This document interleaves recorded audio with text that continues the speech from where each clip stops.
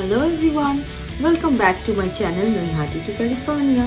আর আমি শানমলি আজকে চলে এসেছি তোমাদের সাথে শেয়ার করতে হাস হাস পাছে লোকে কি বলে সিরিজের এপিসোড 7। আমরা তো সকলেই নিজেরা নিজেদের জীবনে সংগ্রাম করে চলেছি এবং সকলকেই সেটা করতে হয়, কিন্তু এর মধ্যেও গুটি কয়েক মানুষ আছেন যারা এই সমাজের প্রকৃত বন্ধু, আর তাদের এই লড়াইটা এই সমাজের পিছিয়ে পড়া মানুষগুলোর পাশে থাকার লড়াই। একজন পোস্ট ডক রিসার্চ স্কলার, কাজ এবং পড়াশোনার সূত্রে দেশ বিদেশে যার অবাধ আনাগোনা। আজ আলাপ করব এমনই এক মানুষের সাথে যিনি সোশ্যাল ওয়ার্কের সাথে নিজেকে ওতপ্রোতভাবে জড়িয়ে আছে। আজ আমার অতিথি ডক্টর শুভজিৎ মৌলিক। আচ্ছা, শুভজিৎ, বলো যে তোমার তো পোস্ট ডক রিসার্চ নিয়ে বহু কাজ করেছো তুমি দেশে বিদেশে। তো সকলেরই তো তারপরে মনে হচ্ছে একটা সেটেলড লাইফ, একটা 9 to 5 জব, তারপর বাদবাকি সময়টা নিজের জন্য রিল্যাক্স ফ্যামিলি টাইম। তো তোমার এই যে হাটকে একটা ইউনিক যে ভাবনা চিন্তা, যে সমাজের জন্য আমি কিছু করব, মানে সোশ্যাল ওয়ার্ক মানে তো ধরো আহ, মাথার ঘাম পায়ে ফেলে কাজ করা আর কি। আর তুমি তো একদম ভলান্টিয়ারিং থেকে তোমার শুরু। তো এই ইউনিক ভাবনা চিন্তাটা তোমার মাথায় এলো কিভাবে, শুরুটা কিভাবে? ওকে।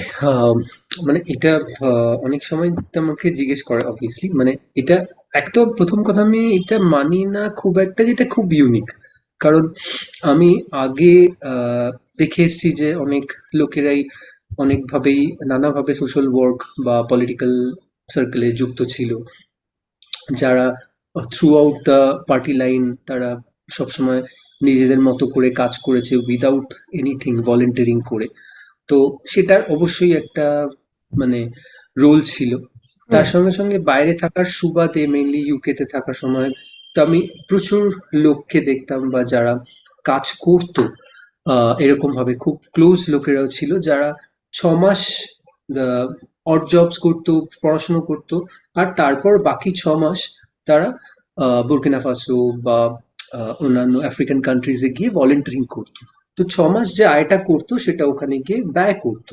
আর উইদাউট উইদাউট আ মানে উইদাউট এনি মানে কমিটমেন্ট ফ্রম দ্যাট সাইড, যে তা কিছু ফেরত পাবার আশা না রেখে। তো এই জায়গাগুলো একটা বড় জায়গা ছিল। তার সঙ্গে সঙ্গে ছোটবেলা না হলেও আমরা ক্লাস 11-12 থেকেই আমি বিভিন্ন ধরনের মানে প্রোগ্রামের মধ্যে ছিলাম, যেটা এনজিও সেক্টরের প্রোগ্রামগুলোর মধ্যে ছিলাম। প্লাস তো তাতেও আমি দেখতাম যে এখানে এনজিও সেক্টরটা আর বাইরের এনজিও সেক্টরের মধ্যে একটা বড় ডিফারেন্স আছে। হুম। মানে এখানে অনেক ভালো এনজিও ভালো ভালো কাজ করছে, হুম। কিন্তু কোথাও গিয়ে ট্রান্সপারেন্সির একটা অভাব আছে। হুম। তারপর কোথাও গিয়ে এনজিও সেক্টরের একটা নামটা অনেকটা মানে খারাপ, কারণ হুম। এনজিও ভাবলেই অনেক ধরনের ভাবনা চিন্তা বেড়ে যায়। তো এই জায়গাটা সবসময় একটা কিক ছিল যে এইটাকে যদি কোনোভাবে চেঞ্জ করা যায় বা এমন জায়গাগুলোতে কাজ করা যায় যেগুলো ইন্টারসেকশনাল, বা যেগুলো আহ, যেখানে ফান্ড ডিরেক্টলি আসে না। মানে আমরা যখন কাজ করতে শুরু করেছি 2011-তে, তখন আমরা প্রথমেই দেখেছি যে এরকম টাইপের জায়গা, যেমন প্রথম যখন আমরা প্যারালিম্পিক্স নিয়ে কাজ করছি, তখন গভর্নমেন্টের বডিগুলো ছাড়া এনজিওরা প্যারালিম্পিক্স নিয়ে কাজ করছে এটা তখন এস্টাবলিশড ছিল না। হুম। যখন আমরা ট্রান্সজেন্ডার হেলথ কেয়ার নিয়ে কাজ করছি, তখনও খুব কম সংখ্যক এনজিও যারা নিজেরা হয়তো ট্রান্স পার্সন যাদের মধ্যে নেই বা একদমই নেই প্রায়, তো তারা যে ট্রান্স হেলথ কেয়ার, ট্রান্সজেন্ডার নিয়ে অনেক রকম কাজ হয়, আইডেন্টিটি নিয়ে অনেক হয়, কিন্তু ট্রান্স হেলথ কেয়ার এই যে ইন্টারসেকশনটা, এই জায়গাটায় কাজ হতো না। তো এই জায়গায় গ্রান্টও আসতো না। তো এই জন্য আমরা সবসময় চেষ্টা করতাম যে এমন জায়গায় কাজ করা যেটাতে কোথাও গিয়ে ওই জায়গাগুলোতে ফ্লারিশ করা যায়, ওই জায়গাগুলো যাতে মানুষের কাছে তুলে ধরা যায়। কিন্তু এটা ইউনিক আমি বলবো না। তবে হ্যাঁ, মানে এটা আমার একটা ইন্টারেস্ট ছিল, তাই আমি ওই 9 to 5 জবের মধ্যে ঢুকেওছি, বেরিয়ে এসেছি। তো এরকম না যে আমি ঢুকিনি, কিন্তু ঢুকেছি, বেরিয়ে এসেছি। কিন্তু সেটা কিন্তু একটা অবভিয়াসলি একটা কনফিডেন্স ছিল যে জায়গাটা, যে আমি এটা পারবো, মানে এরকম করা যায়। তো এই একদম জন্যই পুরো ব্যাপার। একদম। আর প্যাশনটাও ছিল, মানে এইটা মূলত নিশ্চয়ই এমন নিশ্চয়ই। ধরনের কাজ যেটাতে প্যাশন না থাকলে করাটা খুব মুশকিল আর কি, ভালো একদমই তাই। লাগাটা। নিশ্চয়ই। এবার তুমি বলো যে সিভিলিয়ান ওয়েলফেয়ার ফাউন্ডেশন, যেটা মোটামুটি এখন একটা পরিচিত এনজিও, মানে সংস্থা আর কি, সামাজিক সংস্থা। তো এইটা যদি তুমি একটু বলো যে এইটার শুরুটা, মানে এইটা তোমার কিভাবে শুরু করলে, কোন সালে, এবং এই যে একটা ইন্টারসেকশনাল কাজ, জেন্ডার, ডিসেবিলিটি, হেলথ, এডুকেশন, এগুলো সবকিছুকে নিয়ে কাজ, এটা তো একটা অন্য ধরনেরই এনজিও নিশ্চয়ই। সব জায়গায় তো এমন কাজ আমি শুনিনি আগে, হয়তো হয় কিন্তু আমার শোনা নেই তেমন। তো এটার বিষয়ে আরেকটু বিস্তারিতভাবে মানুষকে যদি তুমি জানাও। হ্যাঁ, আমরা অ্যাকচুয়ালি 2011 থেকে এই কাজগুলো শুরু করেছিলাম। তো প্রথমেই প্রথমেই আমাদের যখন কাজ শুরু হয়, যেটা ডিসাইড হয়েছিল যে আমরা খুব ডেমোক্রেটিক ভাবে কাজটা করার চেষ্টা করব, যাতে যে ইস্যুগুলো অবশ্যই সেরকম ফোকাসে আসে না সেই ইস্যুগুলো কাজ করার চেষ্টা করব। হুম তাই আমাদের কাজের পরিধিটা কোথাও গিয়ে প্রথমে 3টে সেক্টর নিয়ে শুরু হয়েছিল। হুম চাইল্ড এডুকেশন, তার সঙ্গে সঙ্গে চাইল্ড এডুকেশন মানে যে কাজটা আমরা এখনো করে যাচ্ছি, সেটা হচ্ছে পেয়ারা বাগান বলে একটা বড়, মানে সেকেন্ড লার্জেস্ট বস্তি আছে কলকাতায়। হুম সেখানে চাইল্ড লেবারের সংখ্যা অনেক বেশি, মানে আর পুরো সেন্ট্রাল ক্যালকাটার যে চাইল্ড লেবার, তো ওখান ওখান থেকে যায়। তো ওখানে একটা ছোট মেকশিফট স্কুল স্থাপন করা, তার আগে ওটাকে ওই জায়গাগুলোকে ভালো করে র্যাপো বিল্ডিং করা, তার ম্যাপিং করা, তো ওই পুরো ব্যাপারটা আমরা করেছিলাম। তো ওই কাজটা এখনো চলছে আমাদের। প্রতি বছর অ্যাটলিস্ট ওখান থেকে 15 থেকে 16 জন বাচ্চা নতুন স্কুলে ভর্তি হয়, তারা চাইল্ড লেবার থেকে অনেকটা হলেও বেরিয়ে যায়। তো এইটা একটা কাজ আমরা প্রথম থেকেই করছি 2011 থেকে। তার সঙ্গে সঙ্গে সেকেন্ড কাজ যেটা শুরু হয়েছিল সেটা হলো ডিসেবিলিটি ডিসেবিলিটি স্পোর্টস। এবার যেটা মানে প্যারালিম্পিক্স আর পরবর্তীকালে স্পেশাল অলিম্পিক্স এর সঙ্গে কাজ করা। তো প্যারালিম্পিক্সও আমার একটা জায়গা যেখানে আমরা দেখলাম যে ইন্ডিয়া প্যারালিম্পিক্স খেলছে অনেক দিন আগে থেকে, 1938 থেকে ইন্ডিয়া প্যারালিম্পিক্স খেলছে, কিন্তু ইন্ডিয়াতে প্যারালিম্পিক্সের সম্বন্ধে লোকে জানেই না। হুম সো এবার এর আগে একটা কথা আমার বলা দরকার, যে আমরা যখন কাজ শুরু করেছিলাম, একা আমি কাজ শুরু করেছি তা না। হুম মানে আমাদের সঙ্গে অনেকরাই ছিল যারা ভালোভাবে মানে প্রচন্ডভাবে এনরিচড লোক ছিল, যারা নিজেরাও ভালো করে জানতো যে মানে কি ধরনের কাজ করা যেতে পারে, নিজেরা অনেক ভালো ভালো ফিল্ড থেকে এসেছিল। সো সবাই মিলে আমরা কাজ শুরু করেছিলাম অ্যাকচুয়ালি। এবার এই জায়গায় দাঁড়িয়ে আমরা একটা জিনিস সবসময় ভেবেছিলাম, যে কোনো কাজই আমরা যদি করি, সেই হুম কাজটা কোথাও গিয়ে আমরা একটা ভাবে করব, মানে তার মধ্যে রিসার্চ থাকবে, যাতে যে কাজটার প্রয়োজনীয়তা আছে কিনা সেটা দেখা, হুম যে ওই কাজটা নিয়ে কি কাজ হয়েছে, কি অবস্থা রয়েছে সেই কাজটা দেখা। সেকেন্ড আমরা অ্যাডভোকেসি পার্ট রাখবো। তার অ্যাডভোকেসি মানে হচ্ছে যে কোথাও গিয়ে 3 ধরনের অ্যাডভোকেসি হয়, সেটা একটা রিসার্চ অ্যাডভোকেসি বলে, মানে রিসার্চ আমরা বলি যেখানে আমরা একাডেমিক অ্যাডভোকেসি, যেখানে আমরা একাডেমিক স্পেসে গিয়ে যে কাজটা আমরা করছি সেটার কনসেনসাস তৈরি করি, ওকে। যাতে তারা ওই কাজটা সম্বন্ধে জানে এবং তারা ওই কাজটা সম্বন্ধে আরো ভালোভাবে বলে। আর ওই কাজটা নিয়ে যাতে অনেক অন্য কাজ হয়, মাস্টার্স এর কাজ হয়, পিএইচডি এর কাজ হয়। তো আমাদের সবসময় এত বছরের চলার ফাঁকে প্রচুর লোক এরকম এসছে, যারা আমাদের কাজ নিয়ে পিএইচডি করেছে, পোস্ট ডক করেছে, মাস্টার্স এর থিসিস করেছে, এখনো চলছে। তো অ্যাডভোকেসি। থার্ড হচ্ছে আমাদের ইন্টারভেনশন, মানে যেটা স্থাপন করা, ওই কাজটা করা, মানে অ্যাকচুয়ালি গ্রাউন্ড লেভেলে করা। তো তখন আমরা চাইল্ড এডুকেশন নিয়ে ব্যাপারটা শুরু করি। তার সঙ্গে সঙ্গে প্যারালিম্পিক্স এর কাজ শুরু হয়, যে প্যারালিম্পিক্স এর লোকগুলোকে আইডেন্টিফাই করা, তাদেরকে নতুন নতুন ফেডারেশন তৈরি করে দেওয়া, যেমন ট্রায়াথলন ফেডারেশন অফ ইন্ডিয়া আমাদের তৈরি করা। ওকে। মানে এই যে ছোট ছোট ফেডারেশন বা ছোট ছোট স্পোর্টস বডি তৈরি করে আমরা বলতাম যে তারা তাদের মতো করে কাজ করুক। ব্লাইন্ড ফুটবল প্রথমবার আমরা নিয়ে এসেছি ওয়েস্ট বেঙ্গলে। হুইল চেয়ার ক্রিকেট আমরা নিয়ে এসেছি ওয়েস্ট বেঙ্গলে। তো তারপরে তারপরে নানা ধরনের খেলা মানে হয়েছে ওখান দিয়ে। মাল্টিপল ডিসেবিলিটি ফুটবল আমরা নিয়ে এসেছি, তারপরে ওখান থেকে নানা ধরনের খেলা হয়। এবার এই কাজগুলো করা, তার সঙ্গে সঙ্গে যাতে লোকে জানতে পারে এই কাজটার সম্বন্ধে। যেমন প্যারালিম্পিক্সে আমাদের একটা খুব বড়, মানে যে কারণে আমাদের অনেক লোকে হয়তো জানে, খুব বেশি লোকে জানে না, বাট স্টিল কিছু লোকে জানে, যে প্রথমবার ইন্ডিয়াতে প্যারালিম্পিক্স দেখিয়েছিল ফার্স্ট টাইম 2016 টু 2016-এ ফার্স্ট টাইম প্যারালিম্পিক্স দেখিয়েছিল। তো আহ, আর সেটা হয়েছিল আমাদের 4 বছরের কাজ, মানে 2012 থেকে 2016-তে কন্টিনিউয়াস নানা ধরনের প্রোগ্রাম করা, লোকেদের বোঝানো, গভর্নমেন্টকে বোঝানো, গভর্নমেন্টকে অ্যাডভোকেসি করা যে যতক্ষণ অব্দি লোকে প্যারালিম্পিক্স টিভিতে না দেখতে পারবে। এখন আপনি টিভিতে খুললে অ্যাটলিস্ট ন্যাশনাল খেলাগুলো প্যারালিম্পিক্সে দেখানো হয় ডিডিতে, কিন্তু আগে এটা ছিলই না। এটা ফার্স্ট টাইম 2016-তে রিও প্যারালিম্পিক্সের সময় দেখানো হয়। তো ওই সময় থেকে লোকে আমাদের জানতে শুরু করে যে হ্যাঁ, মানে তাই জন্য আমরা ওই সেক্টরটাওতে আমরা গ্রাউন্ড লেভেলে যেমন কাজ করেছি, যেখানে অ্যাথলিট তুলে এনেছি, অ্যাথলিটদের ট্রেনিং করানো হয়েছে, এখনো ট্রেনিং করানো হয়, আহ, আর অ্যাথলিটদের সাপোর্ট করা হয় নানান ভাবে, ফেডারেশন তৈরি করে হেল্প করা হয়। তার সঙ্গে সঙ্গে যাতে ব্রডকাস্ট বা এই যে আপনি যেটা করছেন যে একটা পডকাস্টের থ্রু দিয়ে লোককে জানানো, সেই জিনিসটা যাতে লোকের কাছে পৌঁছে যায়, তার জন্য ওই ব্রডকাস্টিং রাইটসটা যাতে নেয় ইন্ডিয়া। না হলে কি হতো, অলিম্পিক্স দেখতো লোকে, তারপরে সবাই ভুলে যেত, রিপোর্টাররাও চলে আসতো, তারপর আর কিছু দেখানো হতো। তো ফার্স্ট টাইম তারা জানলো। এছাড়া একটা কাজ আমাদের, তারপর পরবর্তী একটা কাজ, ডিসেবিলিটি নানা ধরনের আরো কাজ আমাদের হয়েছে, স্পেশালি ডিসেবিলিটি রাইটস নিয়ে কিছু কাজ হয়েছে।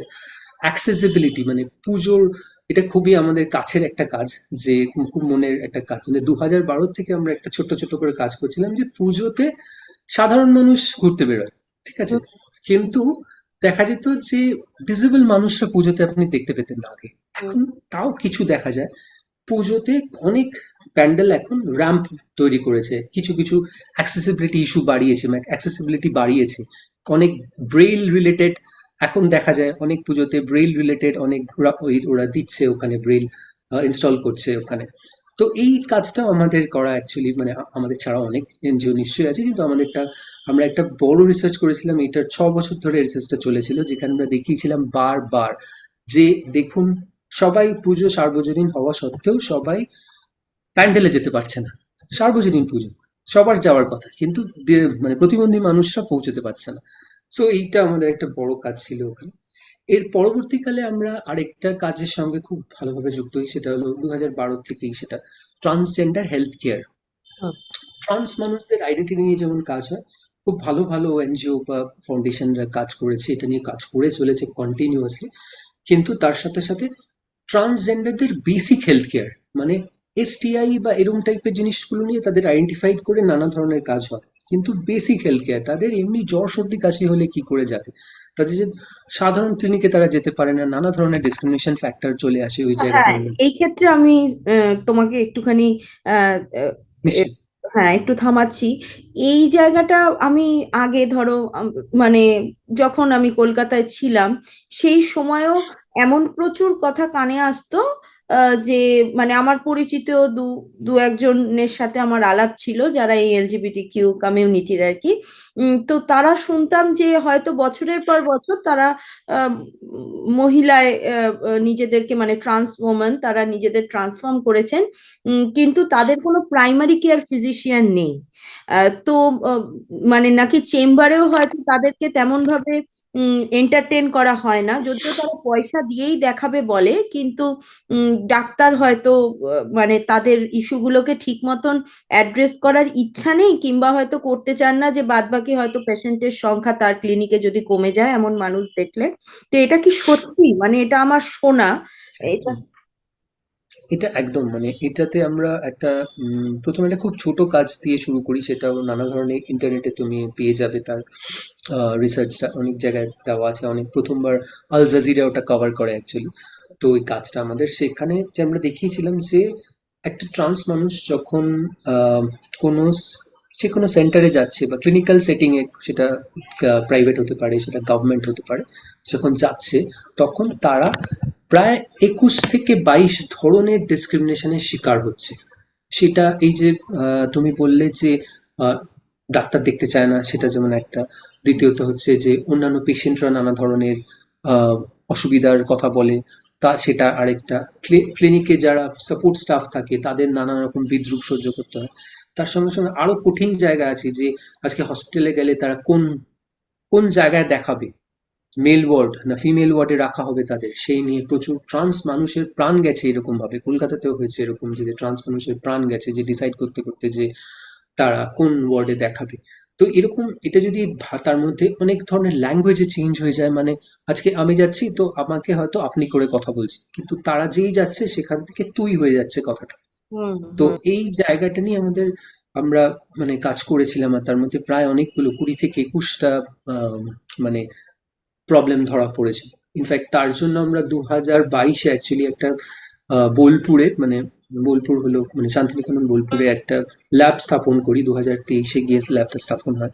সেটা ট্রান্সডিসিপ্লিনারি কাজ, যাতে ট্রান্সডিসিপ্লিনারি বলতে ট্রান্স নয় শুধু, মানে ট্রান্সডিসিপ্লিনারি বলতে এখানে সব সব সেক্টর নিয়ে, যাতে জেনেটিক্স থেকে শুরু করে ডায়াগনস্টিক্স থেকে শুরু করে ক্লিনিক নিয়ে শুরু করে এরা সব সবাই যেন, এই প্রান্তিক মানুষরা যেন এক জায়গায় এসে এক সুবিধা যেতে পান। ইনফ্যাক্ট আমরা এই বছর থেকে শুধু ট্রান্স মানুষদের এর জন্য একটা প্যারামেডিক্যাল কোর্স খুলেছি, শুধু ট্রান্স মানুষরা যাতে এটার মধ্যে কাজ করতে পারে, ওরা কাজ যাতে পায় প্যারামেডিক্যাল সেক্টরে গিয়ে। কারণ আমাদের একটা প্রবলেম হলো যে ক্লিনিক্যাল সেক্টরে ট্রান্স মানুষদের অভাব। তো হুম মানে অপোজিট দিকে যদি স্টাফে ট্রান্স মানুষ থাকে তাহলে এই ইনক্লুশনটা অনেক তাড়াতাড়ি হয়।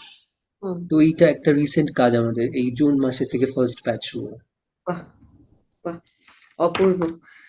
আহ, এবার আমাকে বলো যে আমি তোমার সাথে কদিন আগেই একটা কথা নিয়ে আলোচনা হচ্ছিল আমাদের, যে ইউনিফাইড থিয়েটার, যেহেতু আমি নিজেও একজন স্পেশালি এবলড চাইল্ডের মা, তো এই যে আমরা তো অনেক রকমের থেরাপি বাচ্চাকে দিতে নিয়ে যাই, যেমন ধরো ফিজিক্যাল থেরাপি, অকুপেশনাল স্পিচ, এগুলো বেশিরভাগ বাবা মাই জানেন।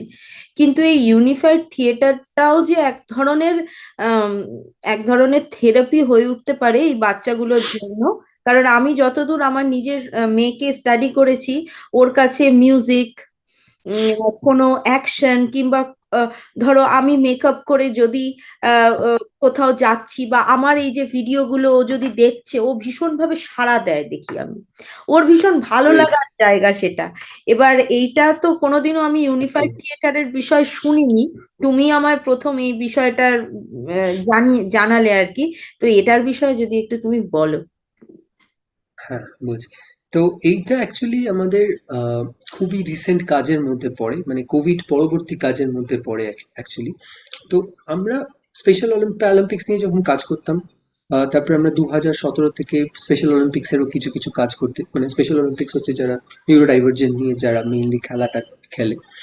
এবার স্পেশাল অলিম্পিক্সের অ্যাকচুয়ালি দ্য হোল মুভমেন্ট, যেটা স্পেশাল অলিম্পিক্স মুভমেন্টের মধ্যে মানে ওয়ার্ল্ড ওয়াইড মুভমেন্টের মধ্যে একটা ব্যাপার আছে, সেটা হলো ইউনিফাইড স্পোর্টস। ওকে। এবার ইউনিফাইড স্পোর্টস বলে ওটাকে। তো ইউনিফাইড স্পোর্টসটা এমন একটা জিনিস, সেখানে সবসময় ওরা মানে মেইন স্ট্রিম করানোর জন্য একজন নন ডিজেবল, মানে নন আইডি বাচ্চা আর আইডি বাচ্চা, এদেরকে নিয়ে স্পোর্টস করা। তো তাতে কি দেখা যায়, তাতে অনেক ধরনের চেঞ্জ দেখা যায় তাদের মধ্যে, সেটা বিহেভিয়ারাল আছে, সাইকোসোশ্যাল চেঞ্জেস আছে। তো তা দেখা যাচ্ছে যে ইউনিফাইড স্পোর্টস করালে বা নিউরোডাইভার্জেন্ট বাচ্চাদের মেইন স্ট্রিমিংটা ইজি হচ্ছে। তার অনেক সাইন্টিফিক কারণ আছে, মানে সাইন্টিফিক কারণের মধ্যে একটা বড় কারণ হচ্ছে, এটা ইউএসএরই একটা রিসার্চে, রিসেন্ট রিসার্চে 2022-এর একটা রিসার্চে ধরা পড়েছে যে যখন ইউনিফাইড ফুটবল হয় তখন দেখা যায় আমাদের যে ফ্রন্টাল এরিয়াটাতে, যে ফ্রন্টাল এরিয়া থেকে যে রেসপন্সেস গুলো, সেই রেসপন্সেস গুলো বাচ্চাদের, নিউরোডাইভার্জেন্ট বাচ্চাদের বেটার হয়ে যাচ্ছে। তো এটা খুবই মানে এস্টাবলিশড একটা। এবার এই জায়গাটা থেকে আমরা 2021-এ স্পেশাল অলিম্পিক্স ইন্টারন্যাশনালের কাছে একটা গ্রান্টের অ্যাপিল করি। হুম এটা special Olympics Bharat, West Bengal আর স্পেশাল আর সিডব্লিউএফ মানে সিভিল অ্যান্ড ওয়েলফেয়ার ফাউন্ডেশন মিলে এটা করে, অ্যাপ্লাই করে। তো প্রায় 14টা দেশ এটার মধ্যে পার্টিসিপেট করেছিল, যে যারা নানা ধরনের নিজেদের প্রজেক্ট নিয়ে অ্যাপ্লাই করেছিল। তো ফার্স্ট টাইম আমরা ওই গ্রান্টটা পাই, যেখানে আমরা ইউনিফাইড থিয়েটার কনসেপ্টটা ইন্ট্রোডিউস করি। সেখানে আমার সঙ্গে আমাদের আরেকজন ইনক্লুশন স্পেশালিস্ট আছেন, নূপুর সরকার বলে। তিনিও এটার জন্য প্রচন্ডভাবে মানে ইনভলভ ছিলেন, তার একটা বড় অবদান আছে এই পুরো এই জিনিসটার মধ্যে।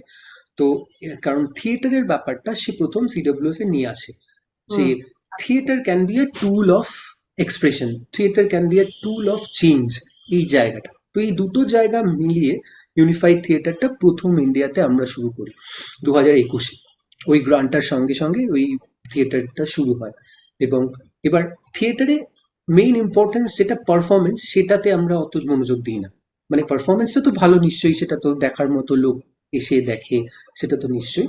কিন্তু আমাদের মেইন মনোযোগটা হয় প্র্যাকটিস, প্র্যাকটিসের উপর। কারণ দেখা গেছে যে আমরা প্রথম যখন 9 মাসের স্টাডিটা করি, যেটা 9 মাসের একটা গ্রান্ট ছিল স্পেশাল অলিম্পিক্স ইন্টারন্যাশনালে, তখনই আমরা প্রচুর 30 জন বাচ্চার মধ্যে, যাদের 15 জন আইডি আর 15 জন নন আইডি, প্রচুর চেঞ্জেস দেখতে পাই। যারা ইনফ্যাক্ট যাদের নন আইডি, মানে যাদের কোনো প্রবলেম, আপাতত প্রবলেম নেই আমাদের, মানে সেই প্রবলেম ছাড়া বা অপ্রতিবন্ধী বাচ্চা, তো সেই তাদের মধ্যে দেখা যায় সোশ্যাল ইনক্লুশন ইন্ডেক্স অনেক বেড়ে যাচ্ছে, তাদের মধ্যে সাইকোসোশ্যাল চেঞ্জেস নানা ধরনের হচ্ছে।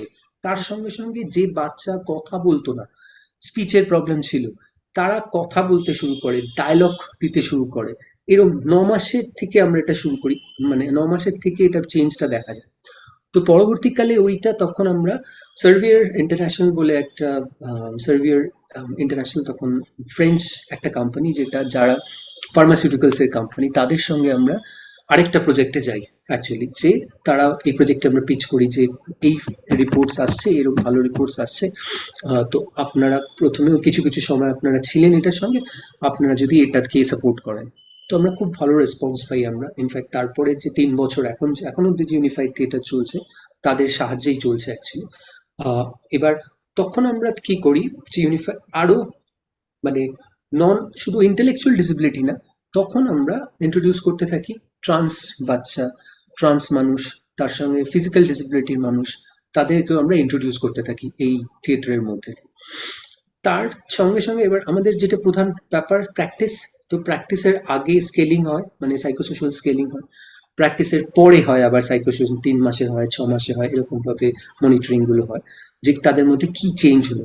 তাতে এখন অব্দি আমরা, মানে আমি যদি খুব, মানে ডেটা মাইনিং ছাড়াই যদি আমরা কিছু কিছু জিনিস বলি আমি, তো সেই জায়গায় দাঁড়িয়ে অনেক বেসিক জায়গায় চেঞ্জ পাচ্ছি আমরা। তাদের বডি অটোনমিতে চেঞ্জ পেয়েছি, ফিজিক্যাল ডিসেবিলিটি হিসেবে তাদের বডি অটোনমিতে চেঞ্জ পেয়েছি। তাদের নিউরো ডাইভার্জেন্ট বাচ্চাদের, মানে আইটি বাচ্চাদের আমরা নানা ধরনের রেসপন্সে চেঞ্জ পেয়েছি, যে রেসপন্সগুলো খুব সাটল, কিন্তু রেসপন্সে চেঞ্জ পেয়েছি, যেগুলো কোয়ালিটেটিভ অ্যানালিসিসের মধ্যে দিয়ে চলে এসছে। আর তার সঙ্গে সঙ্গে একটা বড় জিনিস হয়েছে যে হ্যাপিনেস, বা যে আনন্দ যে তারা পাচ্ছে এই জিনিসটার মধ্যে, তাদের মধ্যে যে ইচ্ছে এই কাজটা করার, সেটা মানে সেটা প্রচন্ড। মানে এরকম যদি কয়েকটা বাচ্চাকে কখনো আমরা বসিয়ে দিই একসঙ্গে, তখন বুঝতে পারবেন আপনি। ইভেন মানে আমরা আগে যেন একটা খুব প্রবলেমে ফেস করতাম যে তাদেরকে অনলাইনে বসানো, হুম। কোনো যদি অনলাইন মিটিং হচ্ছে বা অনলাইন প্র্যাকটিস হচ্ছে, এখন তাদেরকে সেটার জন্য কোনো অসুবিধা হয় না। কারণ তারা ওই প্র্যাকটিসের মধ্যে দিয়ে অনলাইনে ফোকাস করতে পারছে, যেটা আপনি জানেন যে অনলাইনে নিউরোডাইভার্জেন্ট বাচ্চাদের ফোকাস করানোটা কতটা ডিফিকাল্ট। তো সেই জায়গাটা তারপরে আমরা সেটাকে আরো ডেভেলপ করার চেষ্টা করি, বিকজ আমাদের ওই যেটা বলছিলাম যে রিসার্চ হয় সবসময় তার সঙ্গে সঙ্গে। তো এরকম আমাদের একজন আছেন যে এইটা নিয়ে রিসার্চ করছেন অ্যাকচুয়ালি, আর করার প্রপোজাল গুলো দিচ্ছেন বিভিন্ন ইউনিভার্সিটির সঙ্গে, বা মানে লিডস এর সঙ্গে দিয়েছে। তারপর মানে সনি ব্রুকের সঙ্গে দিয়েছেন এই টাইপের, এইটা নিয়ে। তো তারাও ডেভেলপ করতে শুরু করে। তারাই প্রথম আইডিয়াটা আসে যে এইটা অ্যাজ এ থেরাপি যদি ইন্ট্রোডিউস করা হয়, সাপোর্টিভ থেরাপি, এরকম নয় যে এটা একটা মেইন থেরাপি হয়ে যাবে, কিন্তু হ্যাঁ। সাপোর্টিভ থেরাপি হিসেবে যদি ইন্ট্রোডিউস করা হয়, তখন থেকে এই জায়গাটা আসে। ইভেন খুব রিসেন্টলি আমরা এই বছরের জানুয়ারি মাসে আমরা যে department of mass education and extension বীরভূমের সঙ্গে কোলাবোরেট করেছি, যেটাতে আমরা ডিস্ট্রিক্টগুলোতে 6টা ডিস্ট্রিক্টে আমরা স্পেশাল যে স্কুলগুলো আছে, বা ডিসেবল যে স্কুলগুলো আছে, সেই স্কুলগুলো যাতে ইউনিফাইড থিয়েটার প্র্যাকটিস করাতে যায়। তো আমাদের ইনস্ট্রাক্টররা যায় ওখানে ইউনিফাইড থিয়েটার প্র্যাকটিস করা, তারপরে আবার স্কেলিং হয়। আর প্রথমবার মার্চ 31 আমরা ইউনিফাইড থিয়েটার ফেস্টিভ্যাল করা হয় এবার কলকাতাতে, যেখানে অনেকগুলো গ্রুপ বিভিন্ন ডিস্ট্রিক্ট থেকে এসে ইউনিফাইড থিয়েটার পারফর্ম করে। তো এইটা ওয়াজ এ ভেরি গুড। আর এই বছর আমরা যেটা চেষ্টা করছি এটা ন্যাশনালি নিয়ে যাওয়ার জন্য, যে ন্যাশনাল পারফরমেন্স গুলোর জন্য, যাতে ন্যাশনালি আরো দু একটা স্টেটকে ইনভলভ করা যায় এই পার্টিকুলার ইউনিফাইড থিয়েটার। আচ্ছা, এবার আমাকে একটা কথা বলো, মানে এই বিষয়টা শুনে আরো জানতে ইচ্ছা করছে। যে থিয়েটার ইজ অল অ্যাবাউট তোমার হচ্ছে ডায়লগ ডেলিভারি কিংবা এক্সপ্রেশন, এই সমস্ত কিছু। এবারে যে বাচ্চাটি নন ভার্বাল, নন মোবাইল ধরো, আমি আমার ক্ষেত্রে আমার মেয়ের কথাই বলছি, তো ও এইটার মধ্যে কিভাবে পার্টিসিপেশনটাকে তোমরা ইনক্লুড করছো তার? রাইট। তো আমাদের এখানে যারা আছে তাদের মধ্যে অনেকেই নন ভার্বাল আর নন মোবাইলও, হুম। অনেকেই মানে বেশ কয়েকজন আছে যারা। এবার তাদের পার্টিসিপেশনটা আমাদের, আমরা যখন প্রথম প্রথম তাদের পার্টিসিপেশন করাতাম আর এখন তাদের পার্টিসিপেশনের মধ্যে অনেকটা চেঞ্জ হয়েছে। আগে যেমন আমাদের তাদের সঙ্গে সাপোর্ট রাখতে হতো, যেরকম পেরেন্ট সাপোর্ট থাকে, পেরেন্ট সাপোর্ট বা আরেকজন এসকর্টের সাপোর্ট রাখতে হতো তাদের সঙ্গে, যে তাদের যে অ্যাকশনটা সেটা করিয়ে দেওয়া, যেটা অনেক সময় স্পেশাল স্কুলের যে বাচ্চাদের কোনো পারফরমেন্সেস হলে এটা দেখা যায় যে এরকম ভাবে কিছু কিছু বাচ্চা তাদের মধ্যে এখন আর সাপোর্ট লাগছে না। মানে আমরা খুবই মানে মানে I am very proud to say this, মানে যে কিছু কিছু সাপোর্ট আমরা দেখি যে এখন আর লাগছে না, বা পেরেন্ট সাপোর্টটা তো লাগছেই না একদম। তারা এখন মানে তাদের যে এক্সপ্রেশন সেই জায়গাটা বেরিয়ে আসছে অনেকটা। দ্বিতীয় হচ্ছে তাদের যে বডি অটোনমি, সেই জায়গাটা অনেক একটা বড় স্কেলেও যদি দেখি তার প্রায় 3 স্কেল ইমপ্রুভমেন্ট দেখা যাচ্ছে। আর তাদের যে এডিএল, অল ডে অ্যাক্টিভিটির মধ্যেও যেটা পেরেন্ট রিপোর্টিং হয়, যে অল ডে অ্যাক্টিভিটির মধ্যেও তাদের যে চেঞ্জেস, সেই চেঞ্জেস গুলো তারা দেখতে পাচ্ছেন। যে আগে যেরকম ভাবে তাদের বিহেভিয়ার ছিল, আগে অল ডে এডিএল করার যে যে জিনিসগুলোর মধ্যে তাদের করিয়ে দিতে হতো, তার বার্ষিক জিনিসগুলো অলরেডি তারা নিজেরা করতে পারছে। সো এই জিনিসটা আমরা থিয়েটারেও দেখতে পাচ্ছি যে তাদেরকে এখন থিয়েটার করানোর সময় অনেক সময় পেরেন্ট সাপোর্ট লাগে না। মানে এরকম নন স্পিচ বাচ্চা বেশ কয়েকজন আছে যাদের আহ, একজন দুজনের কেস স্টাডিও আমরা এরপর পাবলিশ করব, যাদের নিয়ে অলরেডি কিছু রিসার্চ চলছে। তো সেখানে বারবার দেখা যাচ্ছে যে তাদের এই যে চেঞ্জটা তারা প্রচন্ডভাবে, আমরা তো দেখতে পাচ্ছি, তার সঙ্গে বাবা মা খুব ফিল করছে এই জায়গাটা, যে তাদের প্রতিদিনের কাজের মধ্যে তাদের এই চেঞ্জটা দেখা যাচ্ছে। তাই তাদেরকে, তারা যারা, আমরা তাদেরকে বেশি ইনক্লুড করি যাদের মানে যারা হাই, মানে যদি ওই ডেফিনেশনে মাইল্ড নয় যারা, তো যারা হাই নিউরো ডাইভার্জেন্স, তাদেরকে আমরা বেশি ইনক্লুড করতে চাই অ্যাকচুয়ালি। কারণ আমরা জানি যে ওখানে হয়তো তাদের স্পিচটা একদিনে চেঞ্জ হবে না, কিন্তু মাস মাসটা একটা ইম্পর্টেন্ট জিনিস, প্র্যাকটিসটা একটা ইম্পর্টেন্ট জিনিস। তারা পারফরমেন্সে গেলেও কি করলো সেটা আমাদের কোনো ইম্পর্টেন্স নেই। আমরা পারফরমেন্সের জন্য মিডিয়াও ডাকি না, কিছুও বলি না। মানে আমরা চেষ্টা করি লোকজন দেখুক, কিন্তু এছাড়া আমরা কিছু বলি না পারফরমেন্সের সময়। কারণ আমরা জানি ভুল করুক, ভুলটাই আমরা চাই, কিন্তু প্র্যাকটিসটা ইজ ভেরি ইম্পর্টেন্ট। প্র্যাকটিসটা যেন কোথাও কি আটকে না থাকে, প্র্যাকটিসটা যেন পার্টিসিপেটরি হয়, প্র্যাকটিসে যেন তারা আরেকজন নন ডিসেবল মানুষের সঙ্গে একসাথে প্র্যাকটিস করে। আর যে এরকম বাচ্চা আছে বা এরকম মানে পার্টিসিপেন্ট আছে, আমরা এখন অনেক সময়তেই বাচ্চা শব্দটা ইচ্ছা করে ইউজ করছি না, এরকম পার্টিসিপেন্ট আছে যারা এই যে আইডি সাপোর্ট, নন আইডি সাপোর্টটা পাচ্ছে, মানে পেরেন্ট সাপোর্ট থেকে নন আইডি সাপোর্টটাতে ওরা বেশি রেসপন্স করছে, যে এই জিনিসটা আগে কম দেখা যেত। মানে আগে সব সময় পেরেন্টসকে দরকার হতো, সব সময় তারা মানে পেরেন্টস একদম বা প্রাইমারি কেয়ার গিভার যে তার হুম। সাপোর্টে চলতো, সেইটা অনেকটা কমানো গেছে অনেকটা। মানে কিছু জনের ক্ষেত্রে তো এখন নেই তাদের, মানে শুধু আইডি সাপোর্ট, নন আইডি সাপোর্টই চলে। আচ্ছা, তো এটা এবার একটা বড় এবার হ্যাঁ, এবার জায়গা। বলো, ধরো কোনো বাবা মা ইচ্ছুক হলো তার সন্তানও এই ইউনিফাইড থিয়েটারের সাথে যুক্ত হোক, তো কিভাবে তোমাদের রিচ আউট করবে? একদম, আমাদের পয়েন্ট অফ কন্ট্যাক্ট একটাই এখানে, মানে একটাই পয়েন্ট অফ কন্ট্যাক্ট আছে। তারা দুভাবে, একটা সিভিলিয়ান ওয়েলফেয়ার ফাউন্ডেশন @gmail.com, সেইটা থ্রু দিয়ে করতে পারে। যদি কেউ অনলাইনে প্র্যাকটিস করতে চায় বা অনলাইনে ইনভলভ হতে চায়, তারা ওইটা দিয়ে রিচ করতে পারে। আর তারপরে আমাদের যে ইনক্লুশন স্পেশালিস্ট নূপুর সরকার, সে ডিরেক্ট বাচ্চাদের সঙ্গে কথা বলে প্রথমে তাদেরকে বাচ্চাদের পেরেন্টসের সঙ্গে কথা বলে তাকে প্রথমে ব্যাপারটা বোঝায়। তারপরে সেই যে বাচ্চাটা ইনক্লুড যে হবে, তার একটা অ্যাসেসমেন্ট হয়, মানে তার কি অবস্থা, কি জায়গায় সে এখন স্টেটাসটা দাঁড়িয়ে আছে, সেই জায়গাটা অ্যাসেস হয়। তারপরেই আমরা বিভিন্ন মানে প্র্যাকটিসের মধ্যে ইনভলভ করতে থাকি। আমাদের ডিস্ট্রিক্টেও প্র্যাকটিস হচ্ছে, আমাদের কলকাতাতেও প্র্যাকটিস হচ্ছে, কিছু অনলাইন প্র্যাকটিসও হচ্ছে, তার মধ্যে ইনভলভ করতে শুরু করে দিই।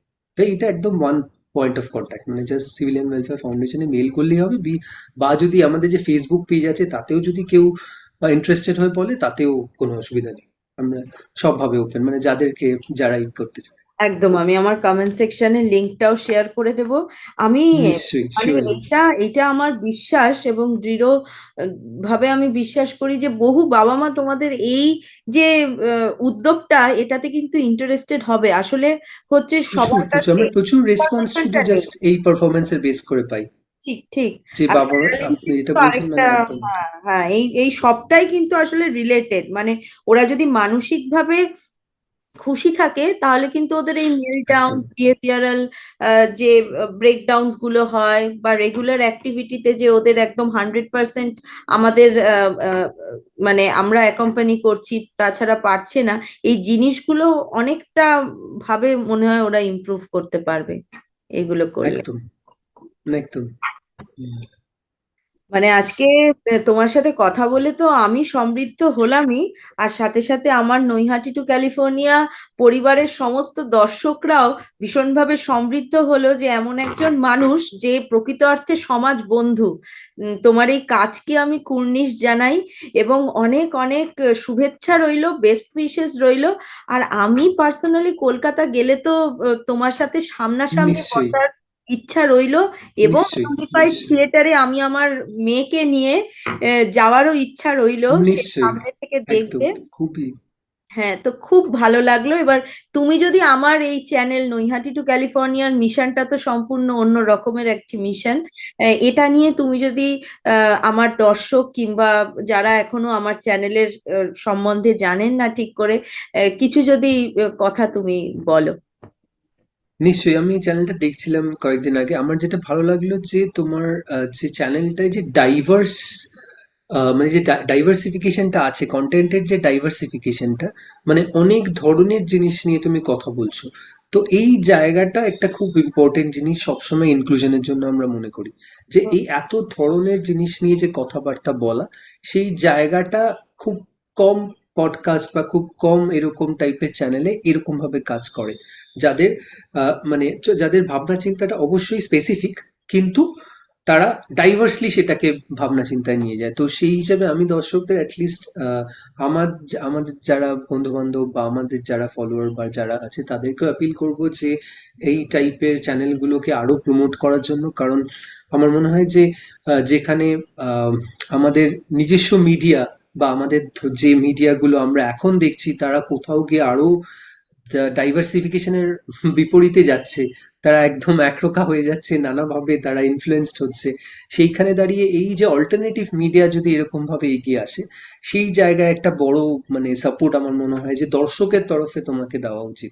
সেই জায়গায় আমরা যতটা সাপোর্ট করার আমরা চেষ্টা করবো যাতে ওটার ব্যাপারে বিভিন্নভাবে ফলোয়ার্স বাড়ানো যায় বা অনেক লোককে দেখানো যায়। নিশ্চয়ই। ধন্যবাদ অনেক তোমাকে, তোমার এত মূল্যবান থ্যাংক ইউ, সময় ধন্যবাদ। থেকে আমাকে সময় দেওয়ার জন্য।